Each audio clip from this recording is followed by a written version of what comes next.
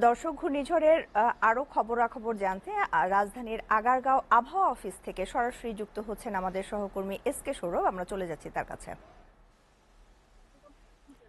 সৌরভ, ঘূর্ণিঝড় রেমালের কি পরিস্থিতি এবং আবহাওয়া বিভাগ কি তথ্য দিয়েছে, কি তথ্য আছে আপনার কাছে? ধন্যবাদ শ্যামলী। আমি এখন আগারগাঁও আবহাওয়া অফিসের সামনে দাঁড়িয়ে আছি। কিছুক্ষণ আগে আবহাওয়াবিদদের সাথে কথা বলেছি এবং তারও কিছুক্ষণ আগেও দুর্যোগ মন্ত্রী যে মহিবুর রহমান তিনিও সর্বশেষ যে তথ্য দিয়েছেন তাতে তিনি বলেছেন যে ঘূর্ণিঝড় রেমাল যে বাংলাদেশের যে উপকূলীয় এলাকা অতিক্রম করছে তার যে অগ্রভাগ সেটা সেটা এখনো অতিক্রম করছে এবং আগামী 1 থেকে 2 ঘন্টা।